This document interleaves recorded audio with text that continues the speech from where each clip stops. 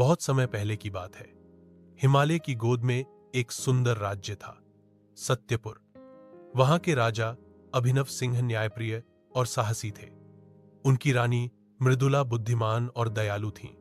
राज्य में सुख समृद्धि थी, लेकिन राजा की सबसे बड़ी ताकत थी उसका सत्य का ताज। यह ताज साधारण सोने का नहीं था, बल्कि कहा जाता था कि इस पर देवताओं का आशीर्वाद था।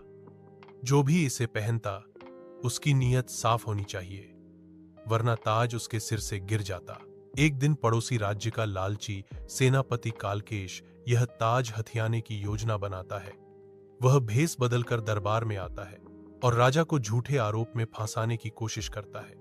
वह कहता है, महाराज, आपके मंत्री ही आपके खजाने से सोना चुरा रहे हैं। राजा को पहले तो विश्वास नहीं होता, लेकिन राज्य के लोग बेचैन हो जाते हैं।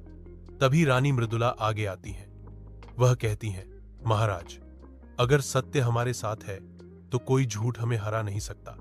आप ताज पहनकर खुद जांच कीजिए, ताज ही सच बताएगा।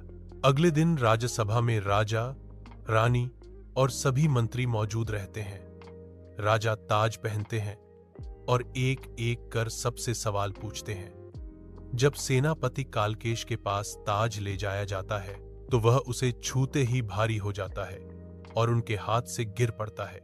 सभी समझ जाते हैं कि झूठा वही है।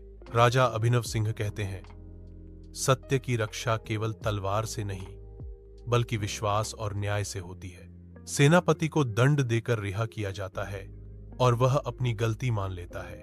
उस दिन के बाद से सत्य का ताज सिर्फ राजा के नहीं, बल्कि पूरे राज्य के लिए एक प्रतीक बन गया।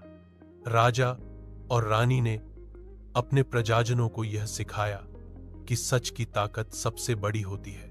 यह कहानी बच्चों और बड़ों दोनों को 5-10 मिनट में सुनाई जा सकती है। इसमें रोमांच, ताज का रहस्य, सस्पेंस, झूठा कौन और शिक्षा, सत्य की जीत सब शामिल है।